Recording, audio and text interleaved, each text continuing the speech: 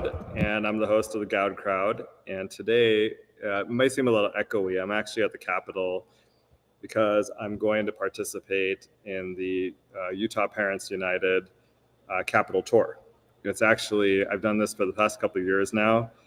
It's a fantastic event where you get to go and meet various elected officials. I think tonight, actually, they said that the Attorney General will be there. You know, we have a new Attorney General, Derek Brown, that the new auditor will be there, so Tina Cannon, and also you'll be able to meet the Speaker of the House, Mike Schultz, and then the President of the Senate, Stuart Adams. So I don't think the governor is going to be here in terms of meeting people. I actually think it'll be Mike Maurer. So, but he, he's a good stand-in for that. Anyway, so I'm here. The first tours start at 5:30. So if you want to do a family tour, they set this up so people can take their kids and go around and meet the elected officials. Hopefully, they'll make that entertaining for children. I don't know how I would have felt when I was 5 to meet the Attorney General and listen to them talk about Attorney General stuff, but it should be fun.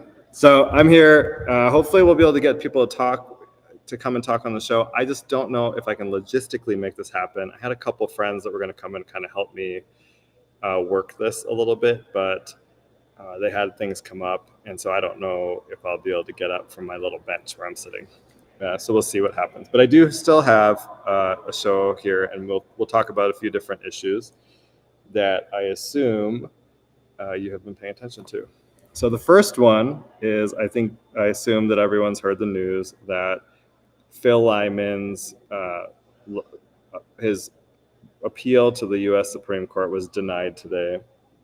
I'm hoping that Tracy might call in to talk about, the appeal and maybe where they go from here. I think that's the more interesting aspect of this, because the reality is that, I'll just be honest with you. I did not think that their writ would be granted, but I'm always happy to be proven wrong, and I think people have a right to use the court system and to try to make their case, and there's nothing wrong with that. And certainly, when you're in district courts, it's not as discretionary, but once you get to the Supreme Court level, their willingness to accept any sort of writ, regardless of the merit of it, is going to be very different. And so hopefully Tracy will call in. And if she doesn't call in this week, I'll try to get her to call in next week, since we're friends. Okay. Now, so I want to talk about this. I think, like, for everyone that was paying attention to that lawsuit, you should be thinking about what are your next steps? What are the lessons learned from this election? Oh, yeah. And if you want to call in today, go ahead and give us a call anytime. We'll do open lines. And if you want to talk about Phil's Supreme Court appeal, or his request for a writ of certiorari is what it's technically called, let's do that and see where you go. If you see my camera going in and out, it's probably because, again, I'm using my phone internet. So, okay. So, but I think as you're kind of thinking about the lawsuit and where you go from here, you want to think about what types of reforms do you think our election system needs. I think, if anything, the elections this year expose that we have a lot of problems in Utah. And if you knew about elections before that, you already knew this, but they were really exposed in terms of how different elections worked. So, for example, in CD2 in the primary, you had Colby Jenkins, who I really liked because, he's a veteran. He was Special Forces, kind of what I would call a badass. And then you had Celeste Malloy, who's kind of this, she has some positive qualities, so I don't want to just slam her, but she's a little bit more of swampy, if you want my personal opinion. And she ended up winning that election by 176 ballots. But what was notable is that 1,200, so in southern Utah, and I don't think people realize this at the time, but when you put your mail in a mailbox in in, I think it's everywhere south of Utah County, and there's a certain city at which there's a cutoff line. I can't remember the city, but all of those all the mail from those areas is shipped to Vegas and processed there, and then with ballots it would be brought back. And so if you put your mail into the mailbox and you do it, on the day before, the risk is that it gets shipped to Vegas and it doesn't get stamped with a postmark until the next day, which, just sorry to back up, in Utah, you are required to submit your ballot. If you're going to mail it, it's got to be postmarked the day before Election Day. So it's really important, if you're someone that uses the mail, that ballot has to be postmarked the day before. If it is not, it will not count. And so for people in these southern Utah counties, and this southern Utah, I guess I don't really know how you define it exactly, but I grew up in Illinois, and so we used to call everything south of the Chicago area downstate, which is most of the state, right? Like, the Chicago area is kind of geographically like a really small part of the entire state. I think southern Utah might be a similar type of thing, right? It's like everything outside of once you get south of like Utah County, I guess might be southern Utah. But basically those ballots get taken, so if you put your ballot all of the ballots from that area, all the mail gets taken to Vegas and processed. And so what people say happened, I'm going to call my personal phone, but what people say happened is that they actually they put their ballots in the mail the day before. They were shipped to Vegas, and they ended up getting postmarked the next day. And according to the lawsuit that was filed, it was 1,200 ballots.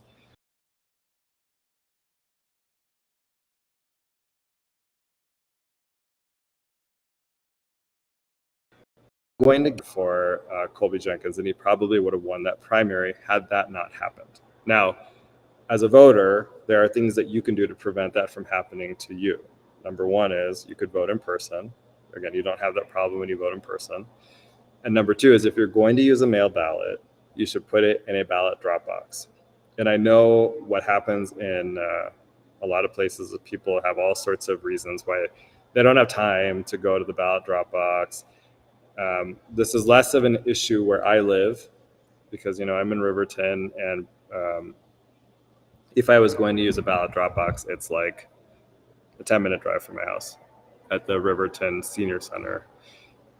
But I know in some of these rural areas, people say, well, I'd have to drive an hour to turn in my ballot or whatever. And while I appreciate the time that takes you, it's your vote. And it's at that point, then if you're going to wait till the day before, it's on you when it doesn't get stamped in time. So those are things that you as a voter can do. And I feel like the number one thing is you should take control of your ballot and make sure it gets turned in time. Now, the other piece is, though, we could do some reforms to try to fix that problem that ballots are being shipped to Vegas, right? I know the Washington County clerk, after this happened, went and spoke to the postmaster general or someone that controls the post offices in his area, and he got them to say that they would stamp ballots at the post offices before they shipped your mail to Vegas. So that's at least helpful, right? Hey, Dwayne. Tracy's on. Oh, awesome. Hey, Tracy. Put her through. Good. How are you doing? You wanted me to talk about I'm good. Did you want me to talk about the Supreme Court case? Yeah. You want to give us an update about what happened? Yeah, so they declined to review it, which is a total shock to me because it's going to leave, it kind of like makes it so their opinion doesn't matter because, sorry, it's pretty loud. I have to go to a meeting, but it makes it their decision to not review it essentially says they don't care if their opinions are construed and misinterpreted and misapplied, because that's exactly what happened to their election case for New York Board of Elections versus Lopez Torres. But that doesn't mean were wrong about the actual verbiage in the code and how they cannot force a direct primary, because it's in their United States election, or that U.S. Supreme Court case. So I'm filing a lawsuit, and it might end up a class action because delegates' votes were disenfranchised, even all the way down to the caucus night. Because even if you attended caucus and you voted for somebody to be the delegate, so your vote has been disenfranchised.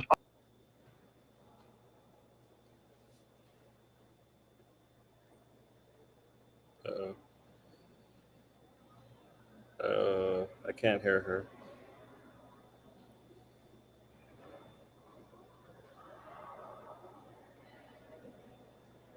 Mr. Producer, I can't hear Tracy.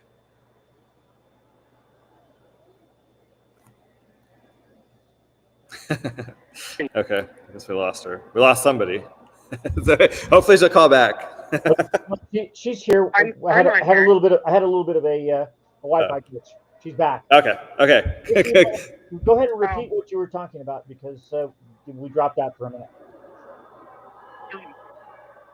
Okay, so the United States Supreme Court declined to, I guess, review Phil's case, which was shocking to me because it actually pretty much says that their opinion doesn't matter.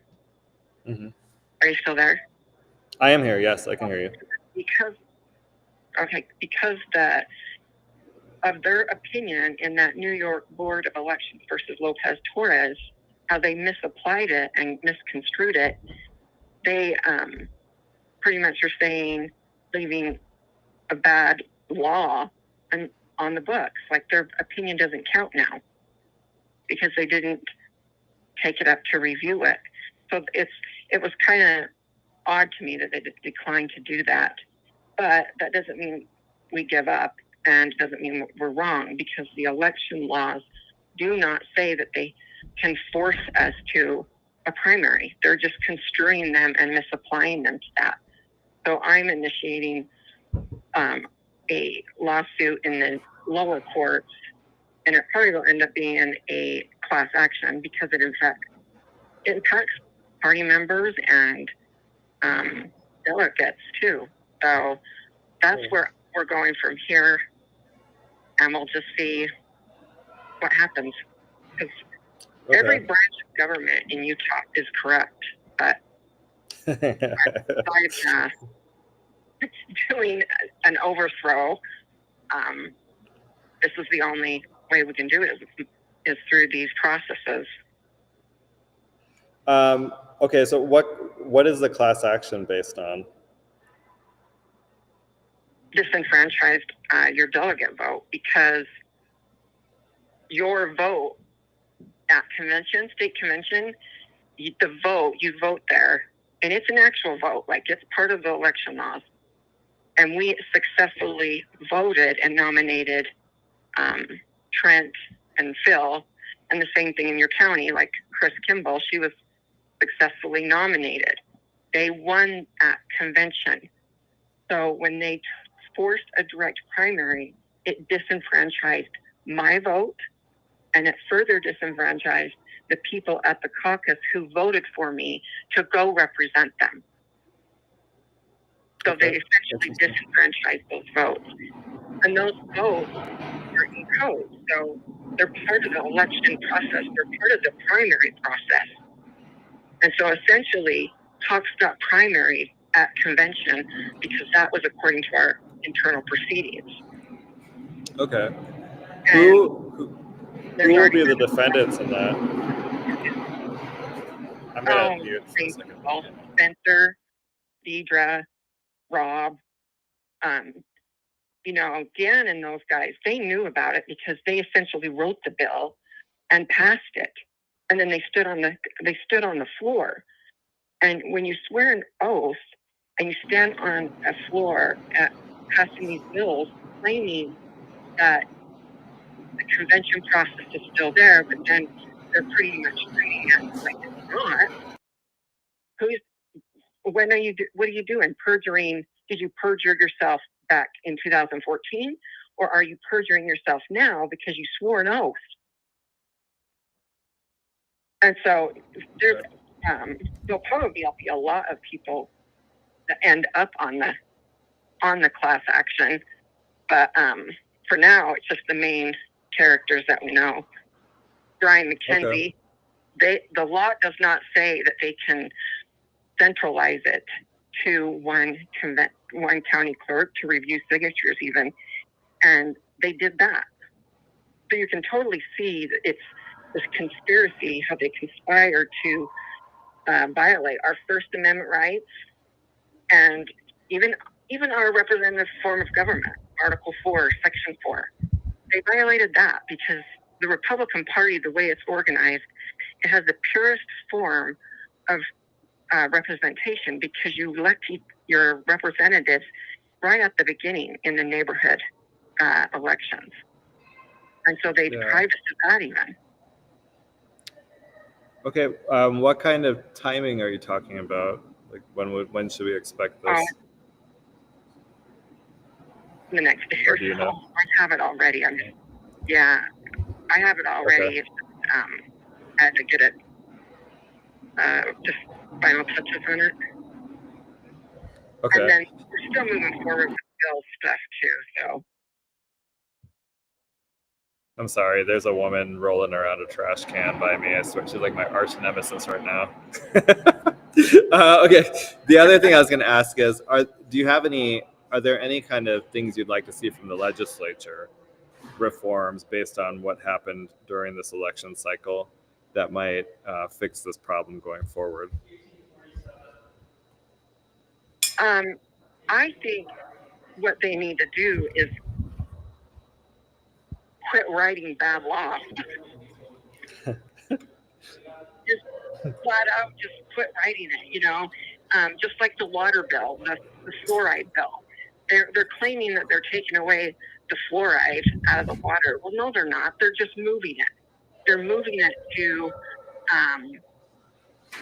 underneath the Department of Health. That's all they're doing. And so it's kind of disappointing, every law they pass to me, because they don't really know what they're doing, and they're easily tricked. So if I had a legislature, I think they need to write the law as clear as day, because the legislature, as you think about it, they're just your neighbor that hey, I'll go be a representative. Who says they're qualified to even understand and comprehend the law? They have to be dependent on those that draft the law, like the drafting attorneys. Well, if you get some bad actors as a drafting attorney, and you're working with somebody that doesn't know anything really, they can construe and tell you whatever the law says and make it up. So it's not a good system that is going on. So it's almost like they need to write the laws in very plain and simple language. Okay. But do you have any specific things you want to see this session?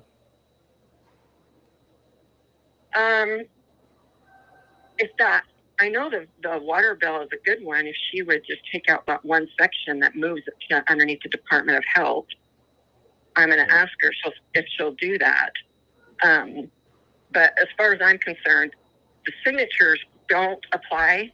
But since they're applying that they do, they need to get rid of it. If they can't understand and we can't, and there's no way for us to get any relief granted because everything is so corrupt, then they need to just get rid of the entire signature or make it clearer that it does not apply to us or to political parties unless they don't have a medium amount of support. Okay. What about transparency on signatures so people can see everyone who signed the petition, and that way you could use that for verification? And that is, yes, but that law, they're misconstruing too.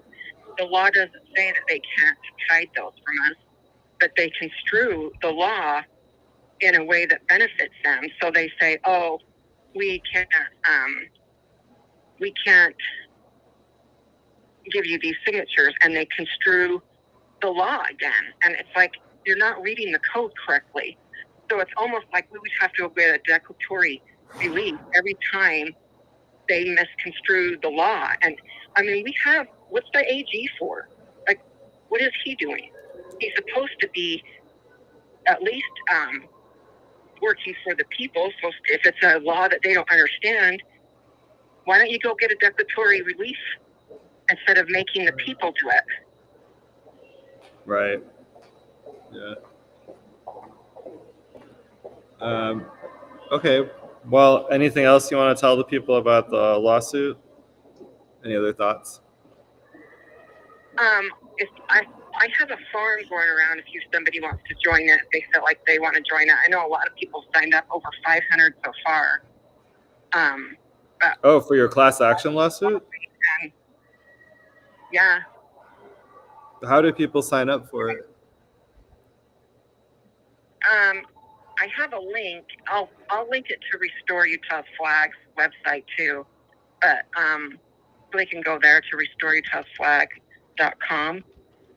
But I'll link it there, and it's just been through social medias too. Okay. Okay. Well, thanks for calling in. We appreciate the update. And Thank you, Goud. Yeah, we'll talk to you soon. Bye. Okay, well, there you have it. I guess the next step is a class action lawsuit, so that should be exciting. I know I'm a member of the state central committee, so this tends to get our party leadership pretty worked up. But I guess that's what makes politics fun, right? You get to have people filing lawsuits. We get real fights that I think make life more interesting. So I was actually going to talk about the signature issue. I think one of the lessons from this last election cycle is that we need a lot more transparency around the elections, or around signatures collected to get access to the primary ballots. So one of the kind of notable problems with the signature path is that they're able to hide a lot of the signatures that are collected. And specifically what I mean is, in Utah, we have 3 categories of voter records. We have public, people that are public, and then people whose records are considered private, and anybody can make their records private. You just have to check a box. And then people whose records are withheld. Withheld are supposed to be military, law enforcement, people with a protective order, but there's a little bit of a twist. And that is, I think it's everybody who was classified as private on June 18th of 2020 was reclassified as withheld through a statute.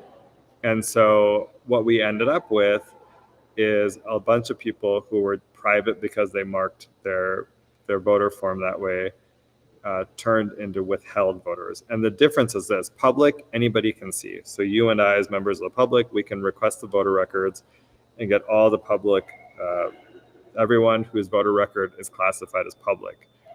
If you are private, only the parties and candidates can, and then the government officials obviously can see those records.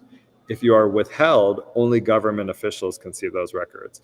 And I think in Salt Lake County in 2020, when I led the election integrity committee, it was something like 40% of the voter rolls, 40% of the voter records are either private or withheld, and they're about equal amounts. So you're talking about huge numbers of voters that the general public is unable to see. And I think that that's something we need to start to tackle. There's a couple methods to do this, right? In the signature gathering portion of this, when Phil Lyman and Natalie Clausen went and asked the Lieutenant Governor's office to give them the full list of people who had signed the signature petitions, they were never able to get them because 40% of them were private or withheld, and the Lieutenant Governor's office said, we're not giving it to you because they're private and or withheld. And so you can imagine how that causes a problem, because you don't know 40% of the people who signed these petitions, like, what are they real people? Did they actually sign them? Were they actually eligible to sign?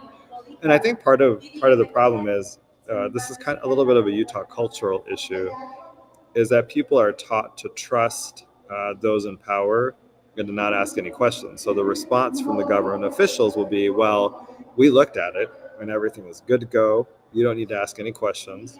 You should trust us. We're your friends and neighbors. But to that, I say Utah is the fraud capital of the country for that exact same reason. And so I will not trust you. I do not believe in that. I believe that you should verify and then you can build trust over time. So when it comes to elected officials and government workers, I will verify your work product. If it keeps on turning out that it is accurate and trustworthy, then I will build trust with you. But until that happens, I'm not trusting you. Maybe that's just how I was raised. But I'm also not from Utah. It's a little different. Okay, if you want to call in, Mr. Producer, do we have the number on the screen for people if they want to call in? I don't have the number memorized. Do you want to? Are you coming on? It is below you on the screen. I see call in and ask Goud your questions. I don't see a number. It says live call-ins. Hang on, let me put it on your. Thanks. Be right. You'll see it momentarily. Okay, thank you. I appreciate it. Okay, so the other thing I wanted to say about this was you can also file lawsuits, and specifically, you can use the National Voter Registration Act to get the full voter registration rolls. There are a series of cases throughout the U.S.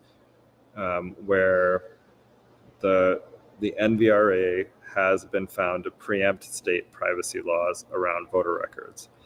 And so I would just say that there's already precedent there, and that's a much better avenue to apply to open up these voter records so people can see that 40% of voter records that have been hidden from the public. I believe we have a right to see them.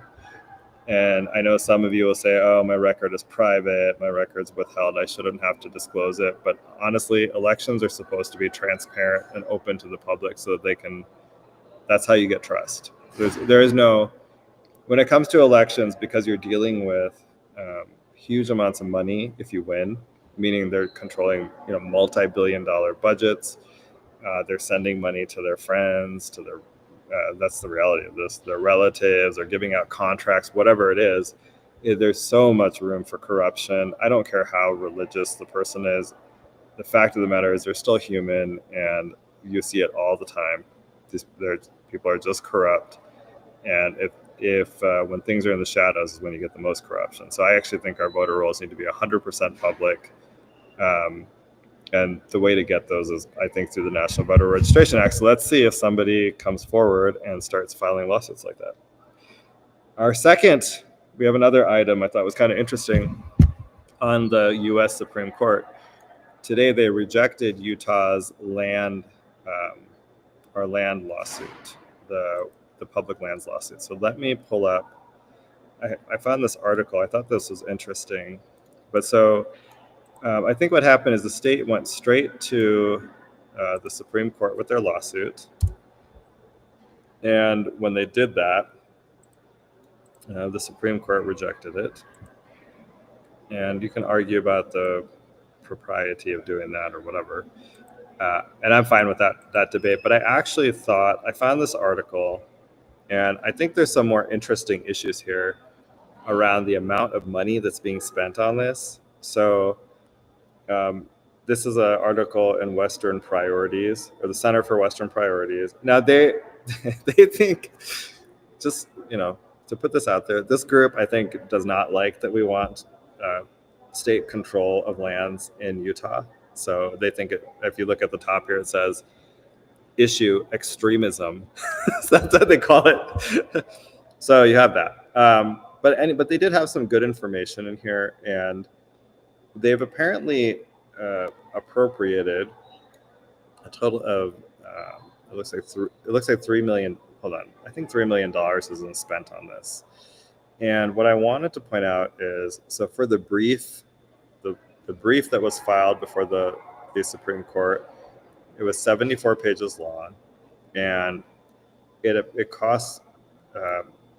They're saying 7,000 a page, and that they've spent a total of 518,000.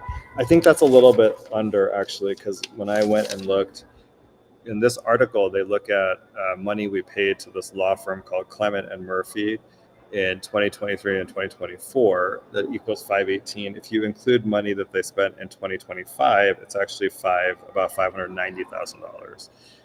And you should check out these hourly rates. Now, Paul Clement is a really good attorney, but $22,350 an hour. I mean, they have paralegals making over $400 an hour. That's a lot. That is a lot. As someone who's a solo practitioner, like, whoa, that's a lot. And I'll just say this: I'm all good with people wanting to file lawsuits, right? Like I said earlier, I think that's fine. And if we want to try to get the federal lands back, okay, fine. I'm good with it.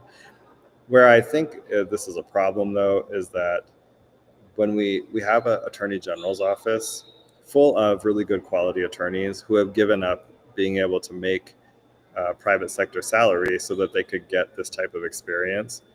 And we should be developing their skill set and getting them so that they're going and arguing before the Supreme Court. And we have a solicitor who could do that. I don't know why we're hiring outside counsel for this. I just think this is outrageous. And we shouldn't be spending our money on private attorneys when we have an entire state-funded law firm right here in the Capitol, actually. They're here. I mean, and like I said, I know some of the attorneys that work there. They're good attorneys. They could do this, but they don't need to be hiring outside counsel for this. Now, there's more in here. And that's, if you look at this, they have public relations spending as part of this. And it looks like, if you look, they spent $2 million, right? From it's for July 1st, 2024 to June 30th. And this is all very, the way it's written is very confusing. But so let me go down here. And you can see like what they're spending the money on is what's insane. So phase one, this is the piece they're going to spend in Utah. $20,000 to KSL for a site-wide display and native article. You see that? That sounds like they're paying for them to write a news piece. $20,000 to Deseret News. Site-wide display newsletter. So that sounds like advertising. Native article. Again, this sounds like they're paying for news. $25,000. You got the native art to the Salt Lake Tribune. So these are all like left-wing journalist sites, and they're paying them money to do articles, basically. $60,000 to paid social, including Facebook and Instagram. So we're funding liberal social media sites that censor people. $25,000 to paid search. I'm not sure what that means. Now, here's more down here. You can see how much money we spent on things like billboards, local broadcast TV stations, podcasts. The podcast piece is interesting. If we go down a little bit further, you'll see what this is. And I just want to say, so $450,000 of this one. So it's some DC thing. So this is probably you're going for more national podcasts, right? But I think this is problematic. As someone who does a little radio show, no one pays me for anything. I just cover what I want. Apparently, I'm just not.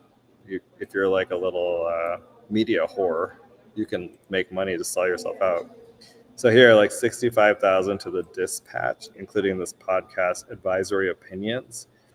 $12,750 to Honestly with Barry Weiss. So this is like a leftist who suddenly, I guess her eyes got open. She's a leftist journalist whose eyes got open, and now she's getting paid to promote conservative causes.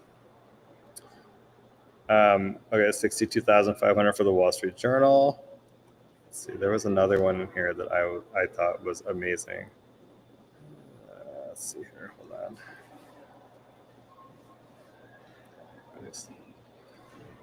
I usually screenshot these. I didn't get a chance to do this one because it was a little bit too close to when I was coming here. Hold on. I'm going to do a quick Control F. Here it is. Okay. So look at this. I'm going to say I like Representative Ivory, so this isn't like but I do think it's a little bit odd that Utah County. So this is local. So this is lower government than the state.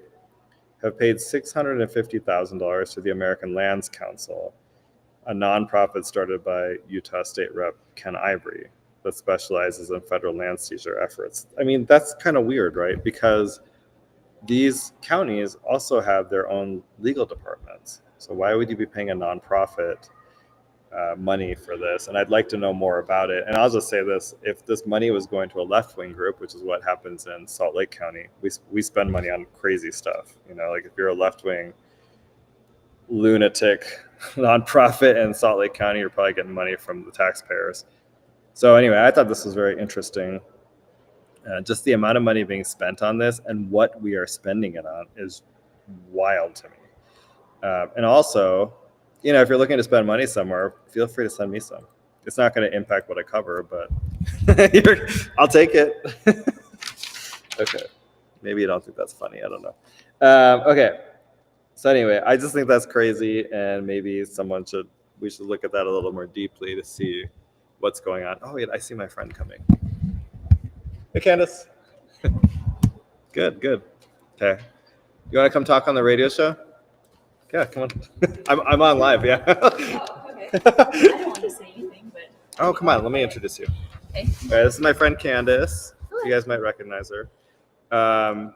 You've come to this before, right? Yeah, I have. Last Yeah, year, the year before. Yeah.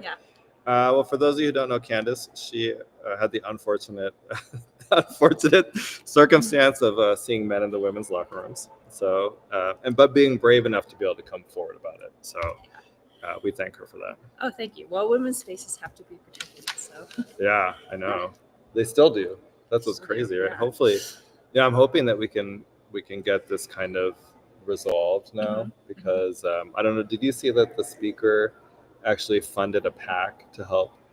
The PAC was to expose people that support the transgender agenda who are in elected office. Oh my. Yeah. Yeah. It even went after a couple of Republicans initially. Went Wow. after Todd Weiler and Thatcher, Senator Thatcher. Yeah. Okay. Yeah. Well, that's news.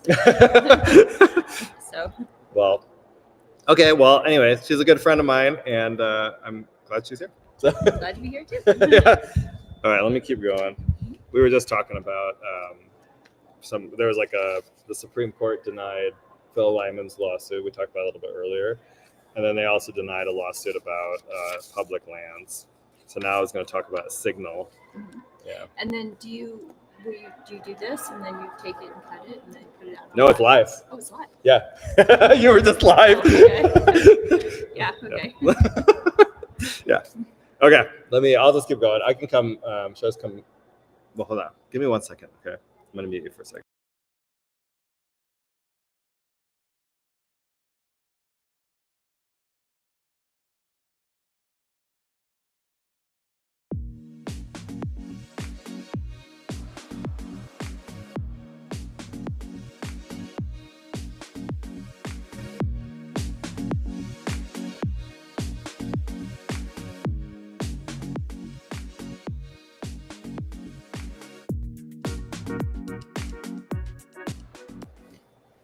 Okay, you can turn the music off. I'm back. Sorry about that. We're just talking logistics. We're going to try to go talk to people in a little while here.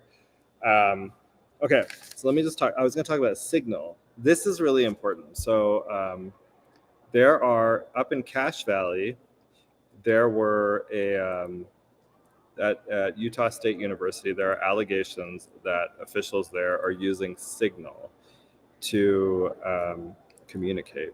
And what Signal is a crypt. What is the word? Cryptic? No, it's got a security. I can't think of the right word. And it automatically deletes your messages at the end of the day. And so it's a way to circumvent grandma, because all your messages that you send, it's secure, but what it means is that your message will be deleted at the end of the day, which is actually against Utah law. But there's allegations that people at Utah State University are using it to communicate. So let me pull this up for you. I got a couple. Let me see what I got here for you. Okay. Yeah. Okay. Here's what we got. So the request here had asked for any emails between August 1st, 2023 to July 8th, 2024, between the USU president and athletic director discussing Blake Anderson and Jerry Bovee with any of the USU board of trustees. And then during that 1 year time frame, USU said they had one record responsive to the request, and it was an email sent from the president on behalf of President Cantwell announcing the new athletic director. So they're claiming that for 1 year, they only had one email discussing this issue. And I think there was some controversy about the athletic director. So what the article talks about is how if you're a government official and you talk about actual government issues on your personal device, so text, messaging apps, it then becomes a government record. It doesn't matter where this is. And you have to follow government retention schedules, which would not be, there's no retention schedule that will allow you to delete a document or a record at the end of the day. Okay. On the next page, USU has not actually put out guidance to their employees saying you cannot use these types of apps, right? And that's where the problem popped up. So now there's a lawsuit about this where someone is saying they're using Signal. They were discussing me in Signal, and I'm not able to get that through Grandma. And he took his Grandma request, he appealed it, and he's in district court. Now, if you look here, they say that other public universities have actually discouraged their staff from using certain messaging apps for security reasons and public records retention concerns. So, in fact, the University of Utah told their employees they cannot use Slack, the free version of Slack, because it deletes every 90 days, which does not comply with their laws or their rules.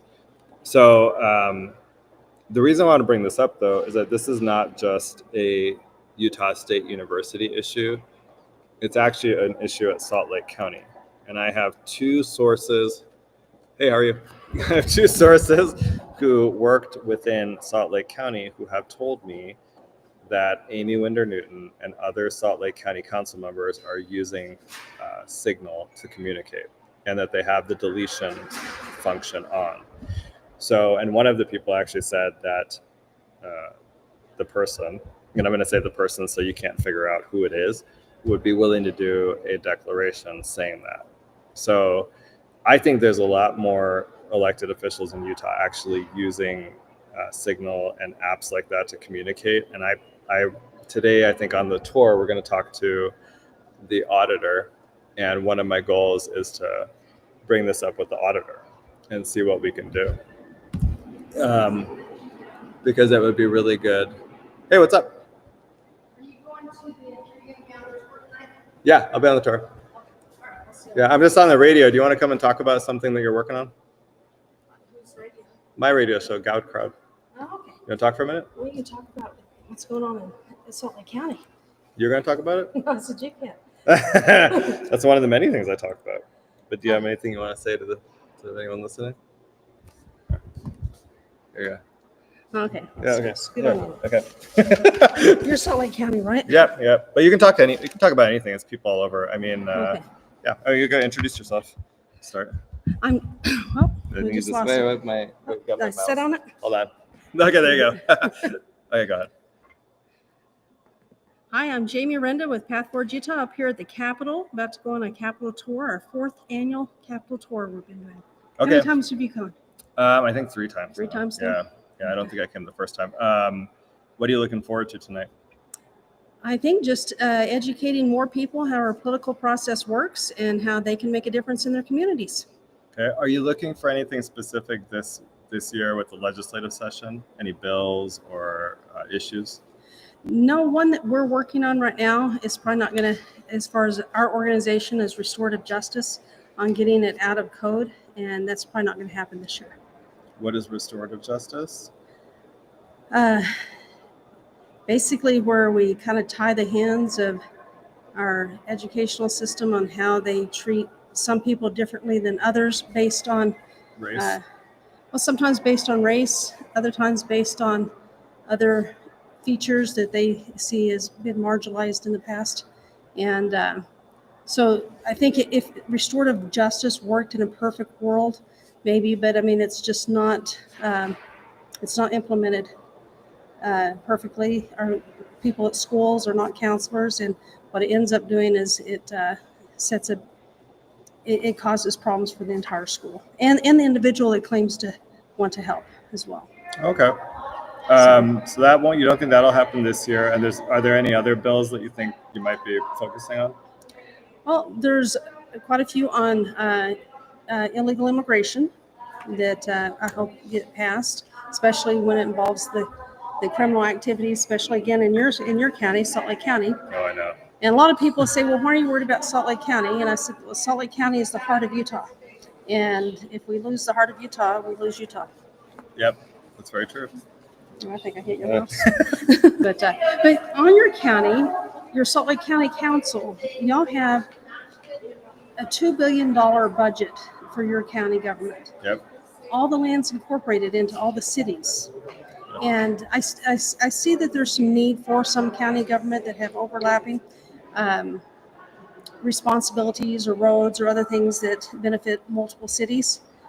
But my concern is we really don't have, supposedly we have 5 Republicans on the Salt Lake County Council. But if you notice, the Democrats are the ones that actually nominated Republicans that are serving as the chair and vice chair. 2 Republicans abstained from voting. So the Democrats could have actually had the leadership, but they still chose to support those 3 ladies. So Wow, I did not know that. yeah. Okay, well that's good to know. Yeah, so I'll have Look at that. to fill you in on more. We're like breaking news. All right, well thank you, Jamie. All right, we'll see you over here. Yeah, I'll see you in a little while. Okay. Thanks. Hi, Jamie. I'm good. You on the radio too? Oh, I was. Okay, let's keep going here. Hold up. Oh no, don't do that. Okay. Well, that's cool, right? I'm just sitting here, and I guess people maybe they hear me or something. Okay, so now what do we have next? Oh, here. That's really funny. Okay, Candace is actually on the website. You can actually. Oh yeah, I should say that. You can listen on my Twitter on my X handle, so at Goud for Utah. You can also listen at the main Utah or mainstream media Utah at Facebook or X, and you can go to kmu.org. So thank you for listening. Feel free to call in if anyone wants to call in. Okay, so we got a couple other things I want to talk about before we head out here. So one is there is a bill this cycle to ban. Well, I was hoping to have Representative Lee on today, but I think he said he got caught up with work. So he's going to be here, but not until after we're done with the show, unfortunately. And so we won't be able to have him. But let me just show you the issue I see with this bill, which I was going to ask him about. He's got a bill, and it is to ban pride flags in classrooms. Okay. I actually support this. I don't think we should have the government, so like teachers and stuff, putting up pride flags in classrooms. I don't have an issue with students having them. That's a different issue. Like they have their First Amendment rights, and we should let them express themselves. But with the teachers, I think it's different because a lot of times it's used as a way to push an agenda. And we really should you should have an American flag in your classroom, maybe a Utah flag, and that's about it. The rest of it to me is just unnecessary. But let me show you the issue I see with the bill and where I think it needs some improvement. And just so you guys know, last cycle, Jeff Stenquist actually ran a bill to do this, and it totally just went down in flames. And I just think Jeff Stenquist wasn't the right legislator to do it.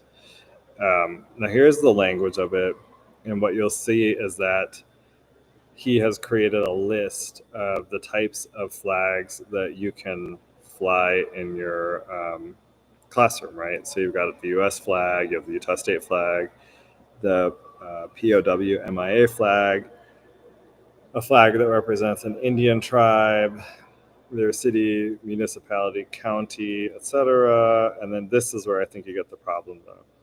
A flag that is temporarily displayed as part of school curricula. That is, if you have an activist teacher, which is where this becomes the problem, right? I don't think it's your everyday teacher that's actually the problem. There's just some activists, and they can just drive a truck right through that exception. And so this is, I think, where there'll be some danger here. And I almost wonder if he should think about amending the language to specifically ban flags that we know about that we don't want to see in a classroom, because I think that solves the problem. So that's the issue I see with that one. And for those of you interested in this issue, when the bill is heard, you should come and testify at the state capitol and let them know your thoughts on it. Either way, I mean, whichever side you're on. But if you're on the conservative side, you should come and you should point out problems with the bill, because part of what you should be doing in your what I would recommend you do when you go and give public comment is not just support the bill, but also make suggestions to make it better. So last year when I testified in support of HB 257, which was the bill that restricts men from women's locker rooms, I never just said, "Oh, this bill is perfect." I would always say, "Look, we support the bill, but like here's things we'd like to see improved with it, or here's problems we see, and we wish you would improve it." That kind of a thing, because when we're on, we should be pushing our side to make our bills better, not just supporting them because they decided to put it forward. And some of that is because I want my legislators to be successful, right?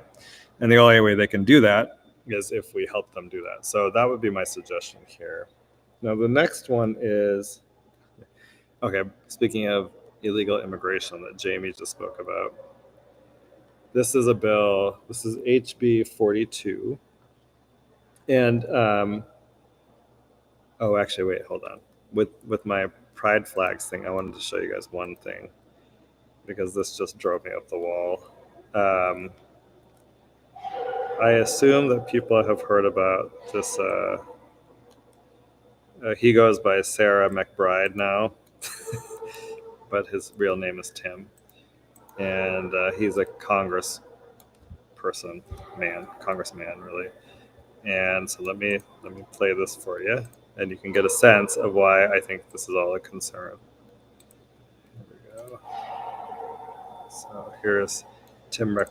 And the doctor said that she went with her family to the doctor, and the doctor said that she's a girl, and everyone should see her. Just look at how young these kids are, right? These are little kids. Look at this Human Rights Campaign with their whole welcoming schools. These kids are not sexual. They have no idea what it even is. They don't even know how they got made. They have no idea what's going on. Like, why would you be talking about this with them? I have no idea. And what you're going to see is that Tim, who now goes by Sarah, is going to talk about how it's totally normal to, want to, if you're a boy, want to be a girl, and then how everyone should accept you. So let's keep listening. And treat her like a girl, right? Which is to say that they should call her Jazz, and they should treat her with respect and be nice to her. But can I ask you one more question?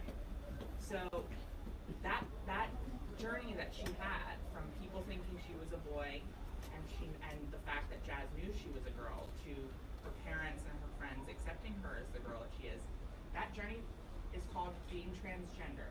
And like Jazz said, that makes her a little different from some of the other kids. And Jazz at the end talks about how being different is good, right? Okay.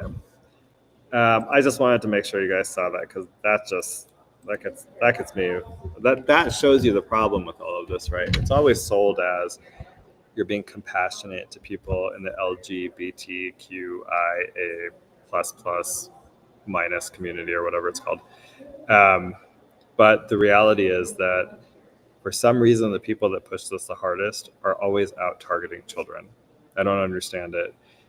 It's one thing for an adult to say, look, I want to just be able to live my life. And that's my view of this. Like, look, I'm gay and I just want to live my life. Like, I don't need you to be supportive. I don't need you to love my life, accept it, whatever. I don't care. I just want you to leave me alone. Yeah, and then I will live my life how I see fit, whatever that looks like. And I think that's a better way of handling this than what Tim McBride is doing in that video, where he goes and he's talking about how it's basically cool to be transgender to what look like 5-year-olds. I think that's totally inappropriate. He's a groomer, and that should not be happening. But that also gets to the pride flag point, which is this happens all the time. That the people that are pushing this are that type of a person. They're the Tim McBrides of Utah. And so when you see them up there testifying about how they have to have a pride flag in the classroom, I just interpret that as you're a groomer. And then there's parents that will support it. And typically, I think a lot of those parents are just misguided. I recently saw one talking about it, and she was very insistent that in order to support the LGBTQ community, you have to meet certain requirements, and I don't understand it. I don't understand the obsession with it. Like I said, I just think most people like me just want to be left alone. Just leave us alone. That's it. Okay. Let me talk about, what I was going to talk about is this bill. This is Candace Perucci's proposal. And I want to start by just asking, Jamie just talked, I'm going to run out of battery, it looks like. So I'm going to switch. Mr. Producer, are you there? Yeah. I'm here. Okay, can I switch out and then call in to my own show? You can. I can send you Okay. I can send you the link. Yes. Yeah, can you do that? Can you send it to my phone number? Does that work? Or you could email it to me too. I'll just pick it up on my phone then. Here it comes. I'm copying Okay, it, and I'm going to send it to you. I'll send you an email. Okay. Okay, perfect. Thanks. Pick it up on your phone and just log in. Okay. I'll be here. Okay. Okay, we're gonna have to do a switch. I haven't done this before. This is like new logistics for me. It's very weird. Okay, I have this microphone though. Okay. How did you find that video of Tim McBride? It's on X. Oh, okay. I couldn't find it. I just looked on DuckDuckGo. Oh, really?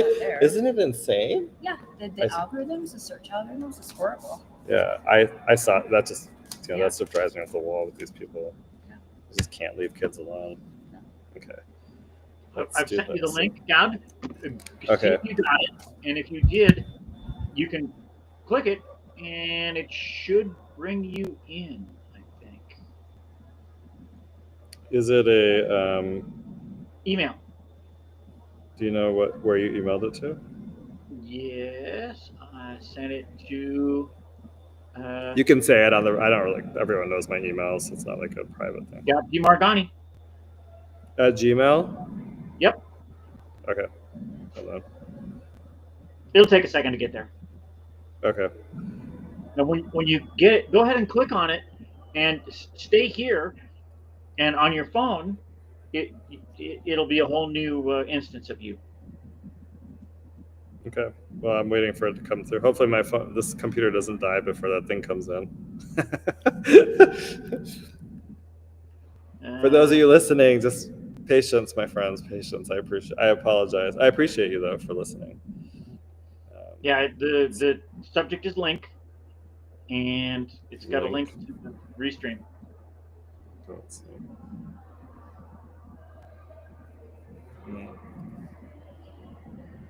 It shouldn't have gone to your spam because I'm sending it from my G Suite. Yeah, I'm not seeing it. Dang it.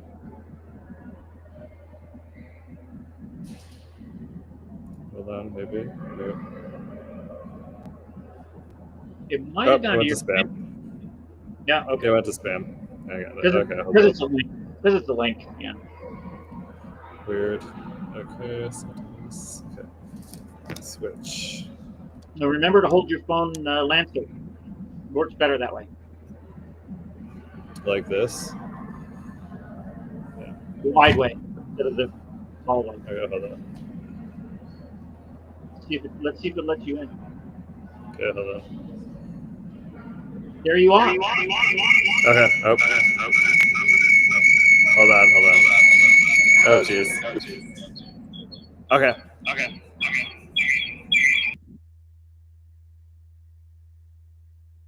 Oh, we don't have audio. Now we do. Now we do. Okay. Hold your phone the wide way. Let's see if it works better. There we go. You are good. Okay, Can I shut off my computer now? Yeah. That's on. I kicked you out there because we were getting that echo. So. Okay, perfect. Okay, let me just do one thing though, because I don't have my.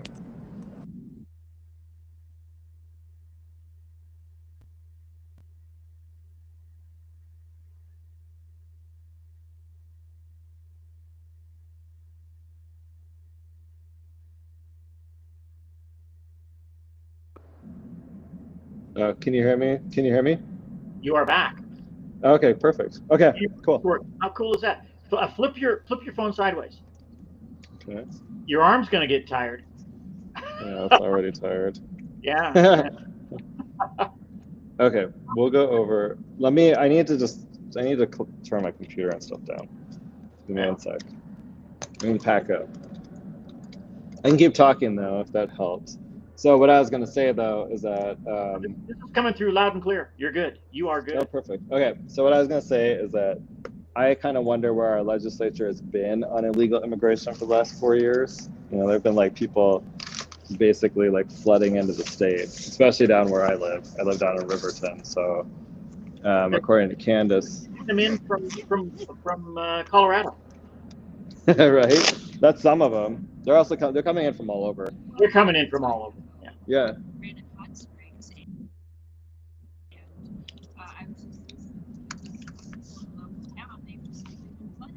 Yeah. That was in Hot Springs? Yeah, Granite Hot Springs, which is literally Hot Springs. But they were talking about their small Idaho towns, and they just been flooded. It's causing problems. Yeah. Have you seen any of it? Because you live in Salt Lake City. Have you seen it in Salt Lake City? Oh, absolutely. I mean, we have a lot of Spanish-speaking illegal immigrants in the homeless shelters, and I don't know if you've heard about that Southwest Children's Center, but let me look it up. Okay. They have a whole bunch of unaccompanied illegal children, and they've been sexually abusing these kids. Oh. Yeah, and that's not even on the news. Oh, Goud, hold that mic just a little closer. And the DOJ. Yeah, closer. Is that better? Yeah, the DOJ is better. Just going to sue them. They're not shutting them down. They're not arresting people. They're abusing these kids and shutting us by. Well, that's crazy. I assume those are allegations, though. So we'll make that clear. Don't want any lawsuits. Okay, I'm gonna get. Let me get my coat on, and then we'll start walking around. Let's see if we can meet anybody. Okay. Southwest. Okay.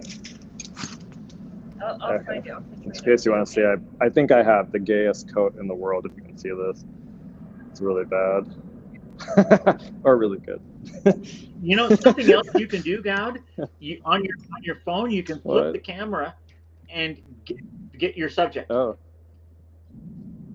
okay. Let me see if I can find a subject. Let's walk around. I should know some of these people. It's just we've been sitting over the corner there. You can see my friend with Candace again. Okay. Southwest Peace. They're called Southwest Peace. And staff abuse private children in the care. DOJ is going to be found suing us. Oh wow! Wow, that's crazy. I don't think we're picking up from your mic, Goud. Were they abandoned? You're not picking up from my mic? Oh, hold on. Where are you I'm hearing hearing me you. from? It might be from your camera, from your phone. Oh, hold on. Hold on. How do I make sure this is good? Hi, how are you? Hey. There he is. How are Good you, to see you. sir? Good to see you. Okay. Sorry, we're trying to do this radio show. Oh, I mean, oh, I know what it is. Look, it's no, but it's on my. It's not showing this one. you can do anything on a flippin' phone now. I know. Well, you probably need someone that's a little bit more. Oh, this other. Can you hear it any better? Can you hear me any better, Glenn? Put it up to Candace and see. Hello? see if, Here, hold that for a second. So I can try. Hey, how are you? I can try to make this work. no, it's coming through your phone. It's not coming through the mic. Oh, dang it.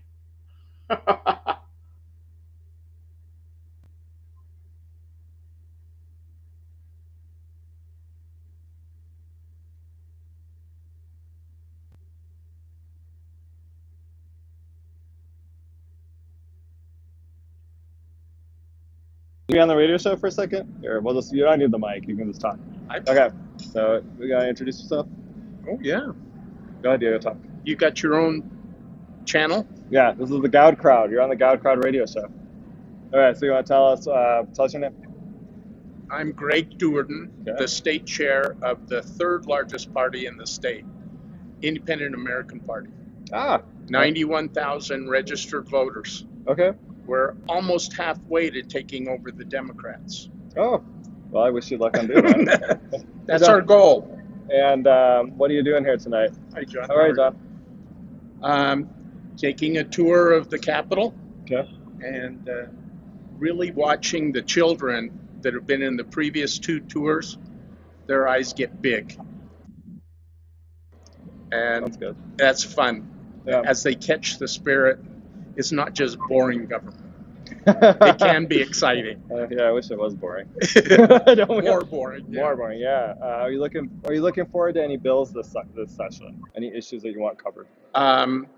There's a couple. I'm really, because I'm a political animal, I'm really interested in the election bills.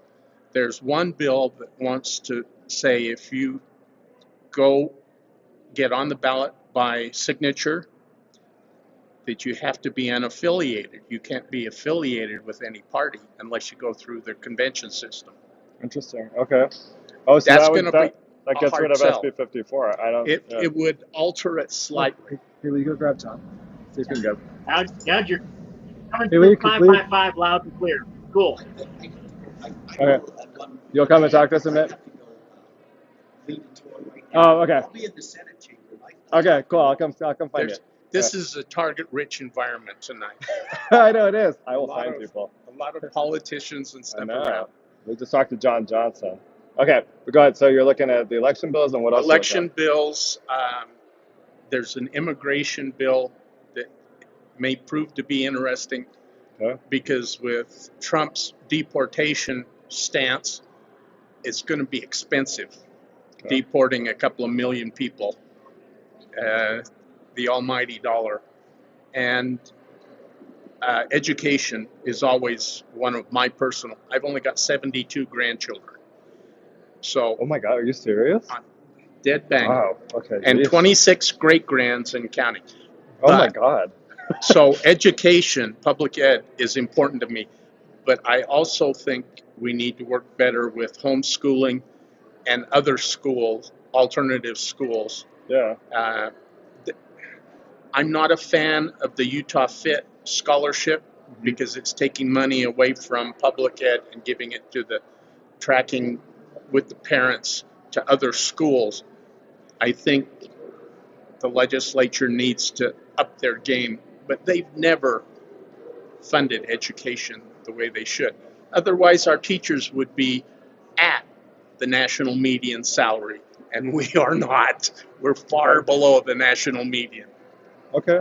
But that's a couple of the issues Okay. that I'm looking for. Interesting. Well, I assume we'll see you on the Hill then, testifying in bills, right?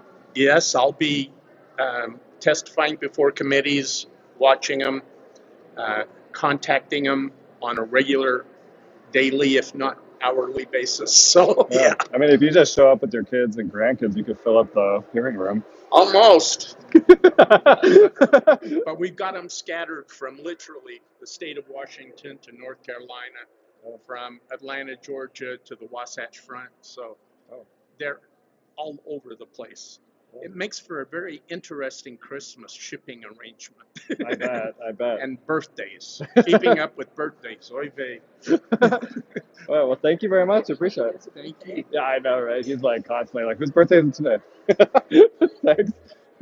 Okay, well that Dude, was it's cool. working great. That was great. Okay. Okay, so the Associated Oh, here, Press. hold on. Candace has got an update for us. Go So for it. the Associated Press, migrant children were put in abusive shelter for years, suit says, could explain lack of oversight. Allegations of sexual abuse built up the largest housing provider for unaccompanied migrant children in the U.S. Officials continue placing children in their care in a system that lacks adequate oversight, advocates say. A lawsuit was filed Wednesday by the Justice Department. Religious employees of South Key programs abuse and harass children in their care for at least 8 years. During that time, nonprofit organizations amassed billions of dollars in government contracts and continued to house thousands of other. I'm sorry, where are these kids' parents? Are these kids abandoned? Are they orphaned? Are they kidnapped? Why aren't they being placed back with their families? Crazy. It is crazy. Crazy. God, This is what I we're can talking hear about. you, but I'm having trouble hearing Candace.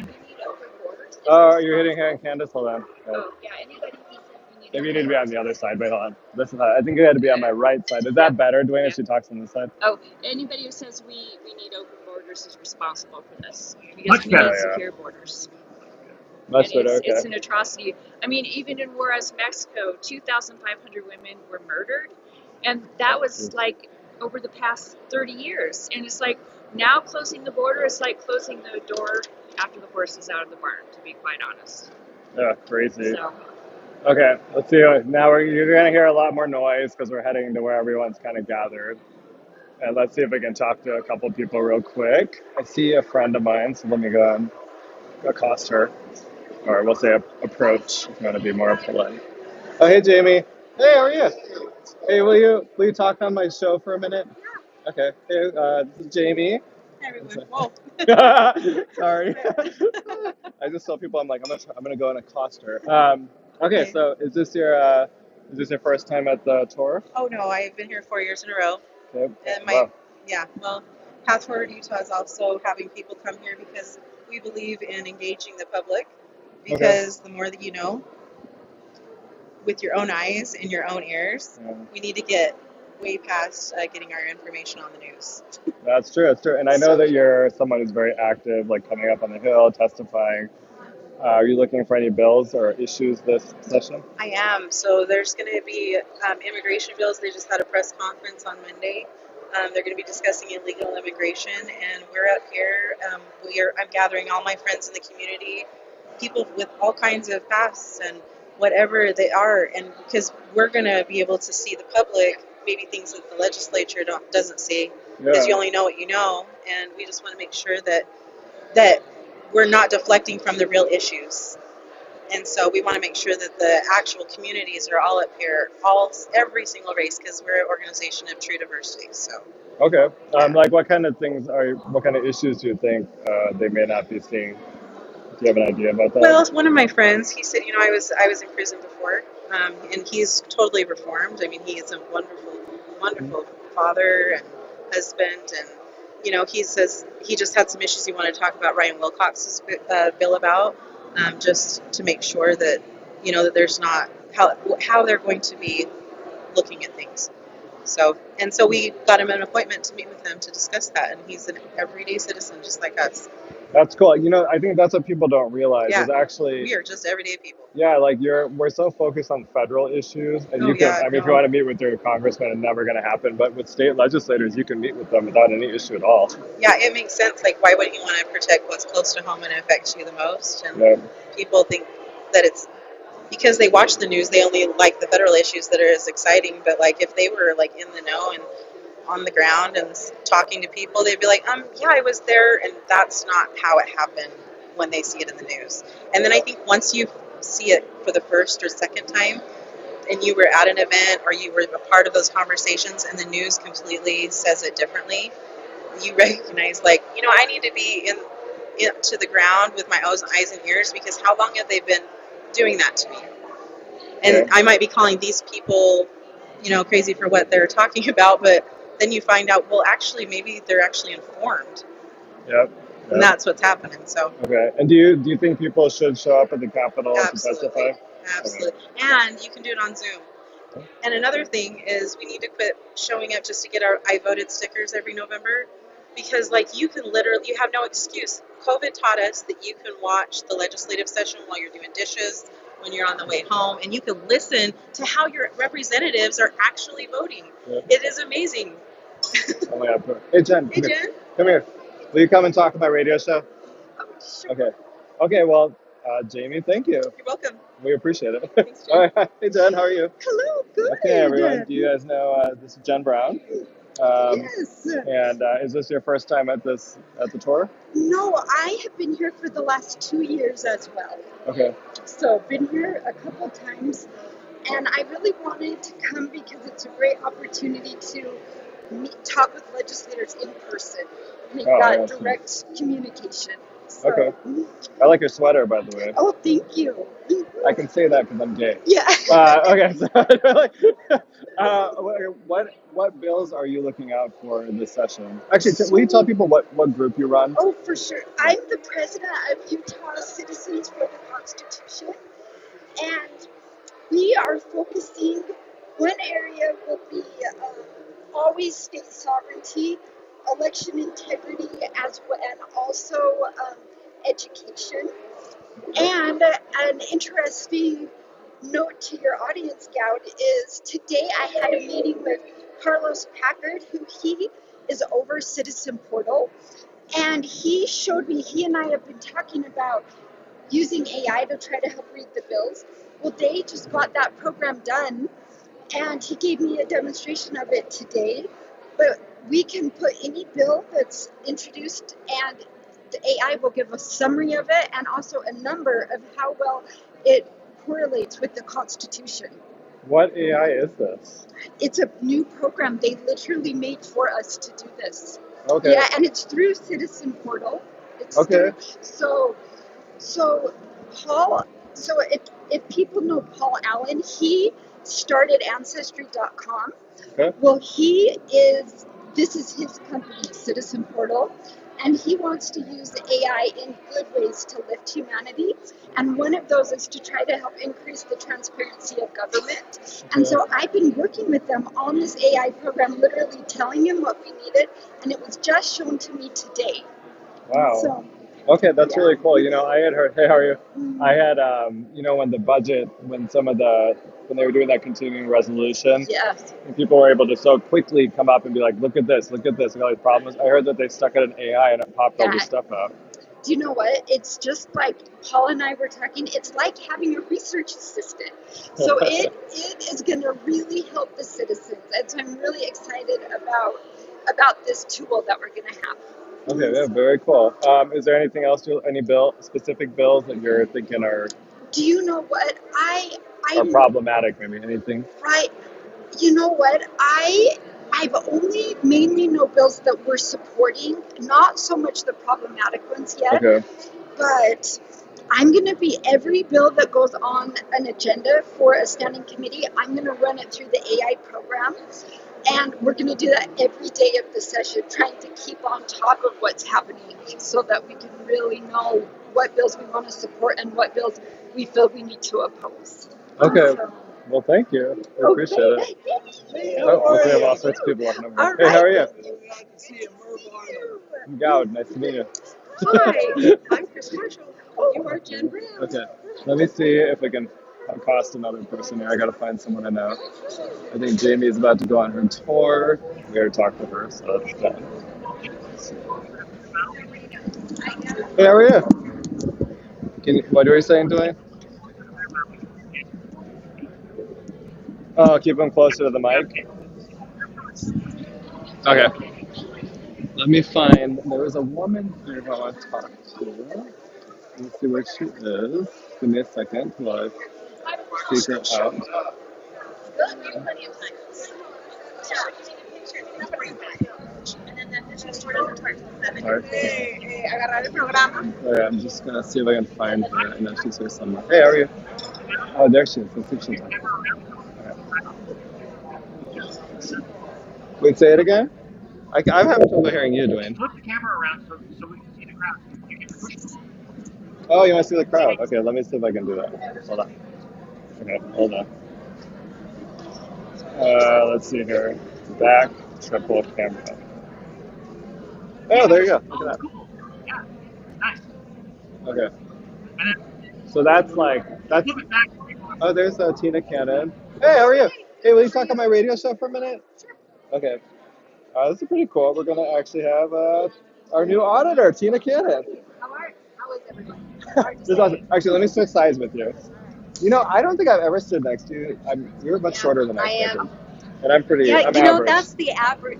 That is the usual reaction everyone has to me is, "How tall are you?" But I am actually, if you've ever seen the statues of Martha Hughes Cannon that are so huge, I am actually the same height as Martha Hughes Cannon. Really? I am 4'11". Wow. So all famous Cannon women are required to be 4'11". Wow. Okay. Man, awesome. And she's our new auditor. What? What'd you say? Okay. I have a couple questions. What are you going to focus on as auditor? So we have a lot to focus on. So I'm just moving this closer so I can Yeah, hear you. That's all. that's all right.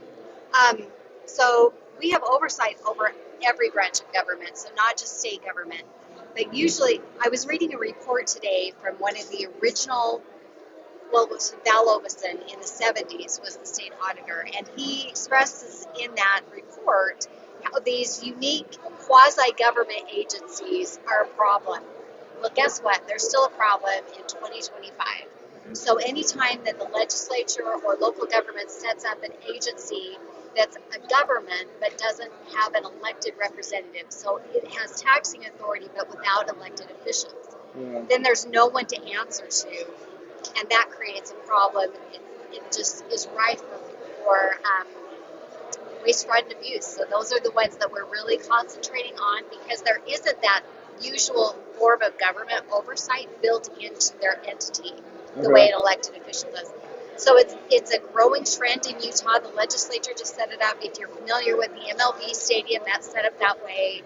The inland port was set up that way. The point is set up that way.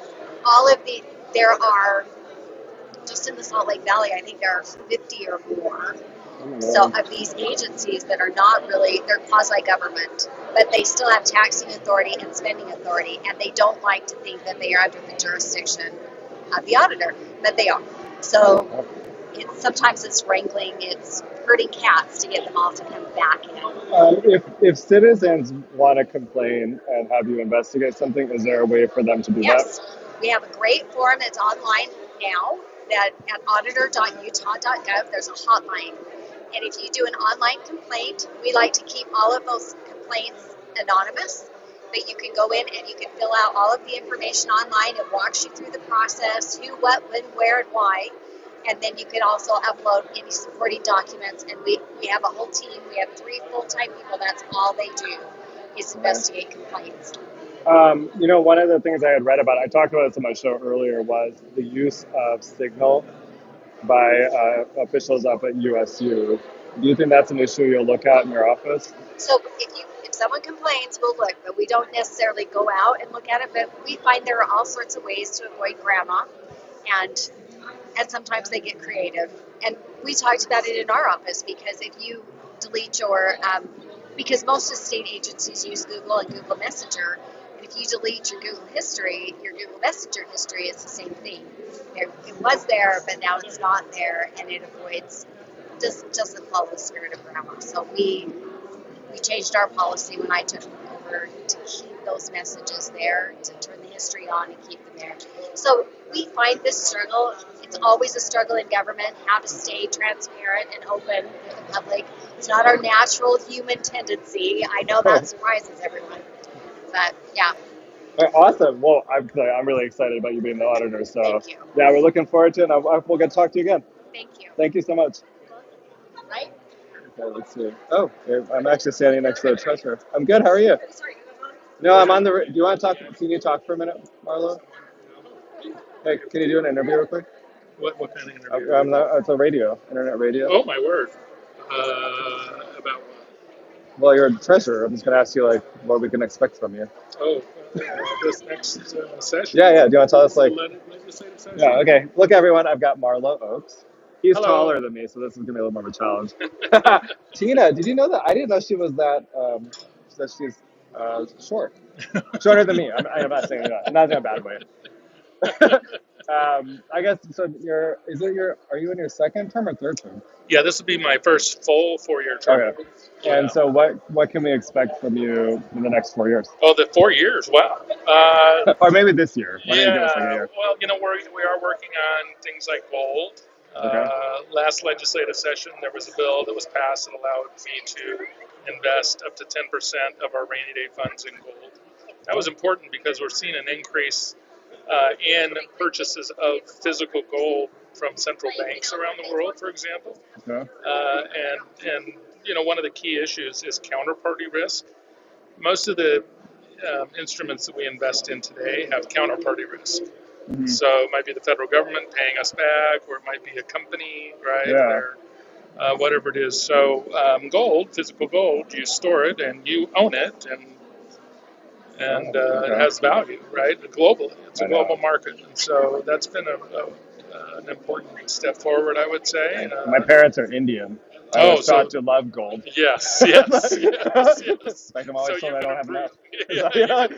You appreciate what we're doing. Exactly. Yeah.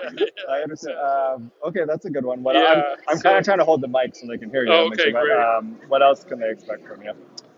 So we are working on different like carbon markets, looking at carbon markets, looking at land issues that came as a result of natural asset companies. That was something that we helped defeat nationally. It was this idea that the New York Stock Exchange wanted a rule for the Commission to allow them to list a company in economic activity. It's conserving land, which basically means stopping all economic activity that's happening on the land. In Utah, that's critical because 70% of the land that is used for grazing cattle in Utah is federally owned. Wow. And so if you move to conservation on land, that means stopping grazing, which would kill that whole industry, right? And so issues like that have an angle into the capital markets. Looking at. Are there any bills that you're looking at? There are. I'm just trying to think. So there's a gold bill, and then there's. I'm trying to think of some of the other topics. Carbon markets potentially. Cryptocurrency potentially. Just different things that have some kind of financial management angle. Okay. Of some sort. So like a treasurer thing. Yeah, like a treasurer thing. So, okay. Yeah. Cool. So. Well, thanks for talking to me. I appreciate Absolutely. it. Yeah. So the audience appreciates it too. All right. Take care. Thank you. Yep, I got more people. Hey, do you want to talk to my radio show real quick? Sure. Okay. Hey, I got Jordan Tischer. How are you doing? Doing great. Yeah. Okay. So what can we expect from you this year? A number of great bills. Yeah. I saw one that already got published. I can't remember what it was about though. Did military service people? No. In-state tuition? No. I think that's the only one that's numbered. No, there was another one. Well, okay. Are you doing the one for the unions? Yes. Okay. Will you talk about that? Yeah. Okay. Yeah. So last year I had a bill that was similar, just dealing with public sector labor unions and ensuring that there's because of the special nature of the public funds. Unlike in a private place where you have businesses that have to make a profit, government never has to make a profit.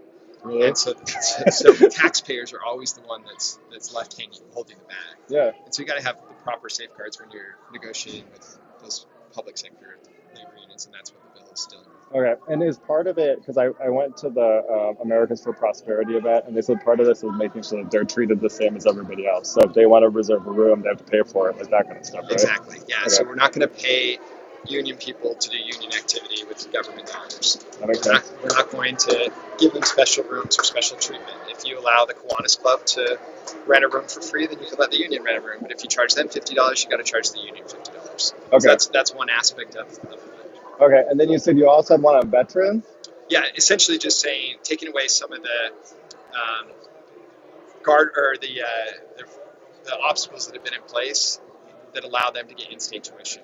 So really just kind of carte blanche. If you're a veteran or an active military person, that you can come to Utah and you can get in-state tuition immediately. Oh, nice. That's awesome. Okay, cool. Anything else that you want to highlight? Those are some of the big I know ones. You tend to be one of the more kind of heavy lifters, so I'm sure you got something interesting. It's hard, because there's a number of bills. It depends on what you want to talk about. But we've got a lot going on this year. We're going to have some really good legislation in place that protects the state and keeps Utah on the path to prosperity. Okay, cool. Hey, thanks for talking to me. I appreciate it. Okay, let's see what else I can accost. We'll go around here. I think I might be running out of people, though. Let's see. I miss Derek Brown. He got by me. Oh, I see Carolyn Pippin. If I can grab her. Oh. Did you entertain? I got Marlo. Yeah, I got Marlo. I talked to Jordan. How are you?